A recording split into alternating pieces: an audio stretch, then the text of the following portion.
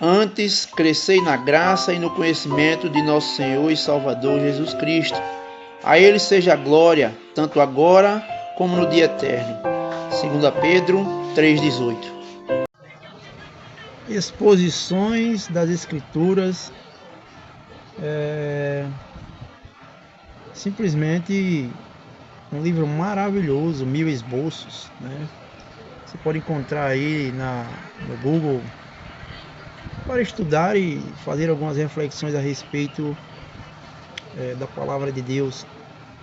Este livro ele traz preceitos bíblicos, dispensacionalista, porque nós vamos entender pela palavra de Deus que o dispensacionalismo é bíblico, tem fundamento, não é uma questão partidária, nem se trata de querer se desfazer de nenhuma outra corrente teológica.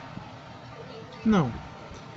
Nós cremos na palavra de Deus e entendemos que ela traz em si fundamentos que dão clareza para a nossa mente. E eu já estudei outros meios, outros fundamentos teológicos, baseado em outras doutrinas, outros ensinos, né? Mas pela graça de Deus estou onde estou, creio no que creio e perseverarei na fé que uma vez por todas foi entregue aos santos. Primeiro nós iremos falar sobre a história da nossa vida, né? Tem destacado aqui nesse estudo pelo menos 7 pontos a respeito da história de nossa vida. Depois, pela graça de Deus, iremos estudar as 7 eras dispensacionais das Escrituras. Iremos fazer isso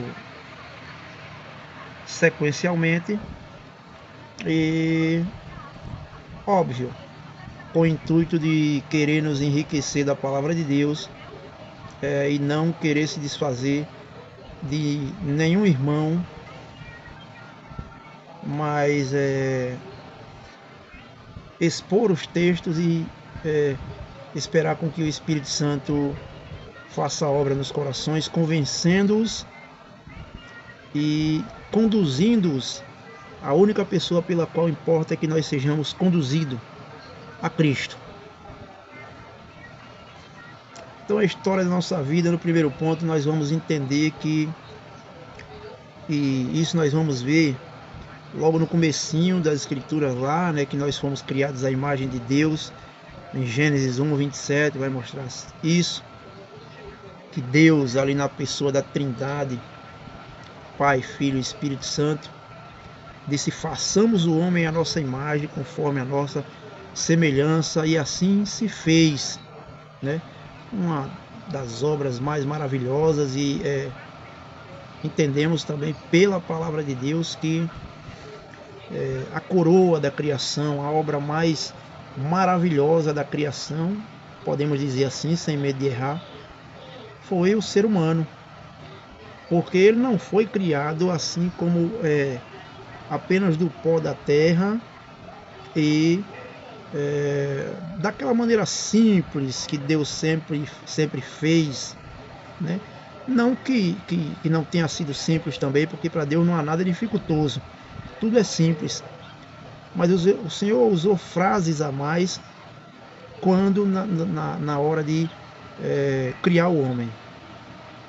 Nós vamos ver que antes de criar o homem, Deus dizia: haja luz, e houve luz. Haja criaturas, e houve criaturas. E assim sucessivamente. Haja, e pelo poder da sua palavra, tudo veio à existência. E no momento de criar o homem, ele não disse haja homem, mas ele disse: façamos o homem à nossa imagem e conforme a nossa semelhança.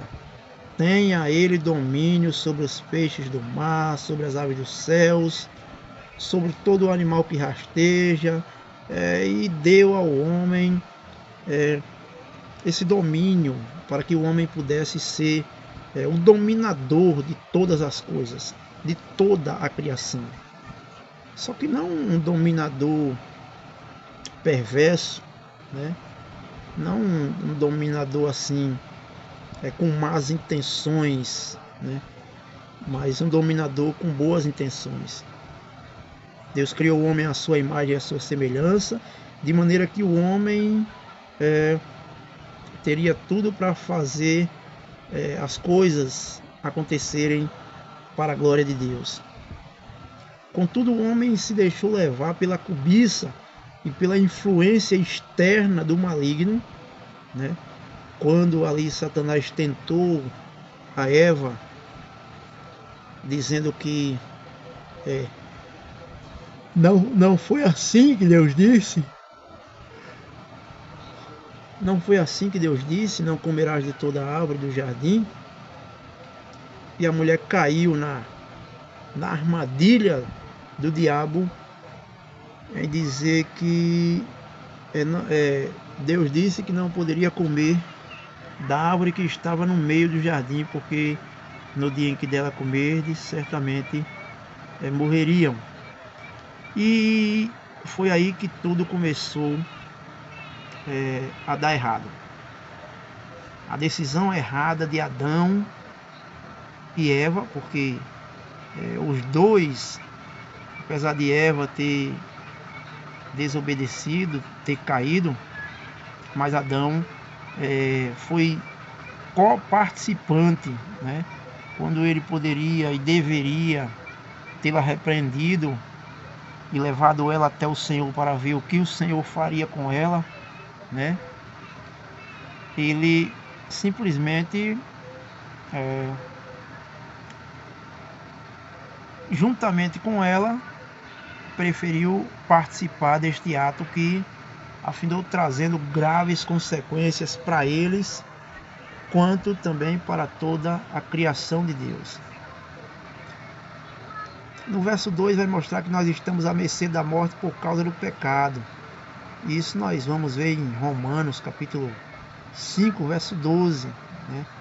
Que por conta desse pecado, deles terem desobedecido a Deus, Deus havia avisado que certamente eles morreriam.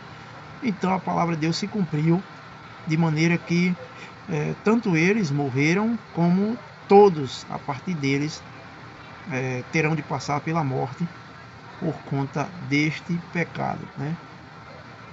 O terceiro ponto vai mostrar que somos remidos pelo sangue de Jesus Cristo, ou seja, Cristo pré-anuncia ali em Adão aquele que iria calcar a cabeça da serpente, e consequentemente em Efésios 1,7 o apóstolo Paulo vai mostrar exatamente esse cumprimento da promessa, né? Uma vez que Cristo veio como foi-lhe prometido lá em Adão, né? Ele veio para remir os nossos pecados. E o preço que foi pago para que os nossos pecados fossem remidos foi o seu sangue, né? Então somos remidos pelo sangue de Jesus Cristo. Ele deu a sua vida, ele entregou a sua vida, ele derramou o seu sangue para que nós pudéssemos ser remidos. E consequentemente, no ponto 4 aí, nós passamos a ser novas criaturas, né? Nascidos de novo pela palavra e pelo Espírito. Então é um privilégio, uma dádiva que nós recebemos de graça, como demonstração de misericórdia da parte de Deus. O quinto ponto vai mostrar que nós passamos a ser transformados à sua imagem, a imagem de Cristo agora, né? A imagem de Deus foi deturpada por conta da queda, do pecado, que o homem preferiu dar ouvidos e consumar o ato que ocasionaria na sua morte, né? Então ele precisou ser transformado, nascido de novo, né? Remido, nascido de novo e transformado à imagem de Cristo novamente, uma vez que ele crê no Senhor Jesus e nasce de novo. O sexto ponto vai mostrar que nós fomos entregues agora a quem nos redimiu, ou seja, não somos propriedade própria, como assim muitas vezes pensamos, imaginamos, mas nós pertencemos àquele que nos redimiu, nós fomos entregues a Ele. Deus nos entregou a Cristo para que nós pudéssemos pertencer a Ele, né? E você pode meditar nos textos aí que estão citados, e os textos irão levar a essa compreensão. Último ponto, que é o 7, né? Depois desse todo esse ocorrido aí, depois do pecado, nós passamos a estarmos felizes pela glória vindoura de Deus. Agora nós recebemos a esperança da vida eterna em Cristo Jesus, e com isso estamos felizes e vivemos para a glória desse Deus bendito. Então que o Senhor aplique essas palavras em nosso coração e nós nos regozijemos pelo fato de estarmos compreendidos da história da nossa vida. Como eu disse, próximo estudo nós iremos meditar sobre as 7 eras dispensacionais das Escrituras. Que Deus lhe abençoe, em nome do Senhor Jesus.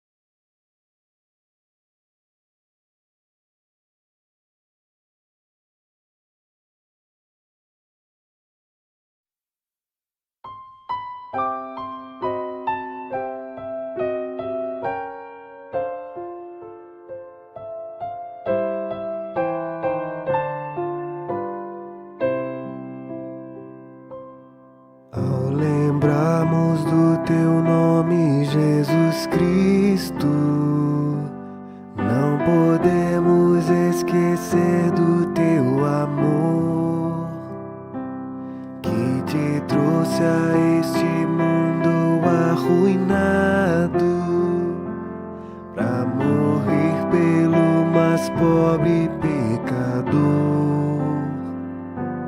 Ninguém mais havia de tão digno para libertar o pecador.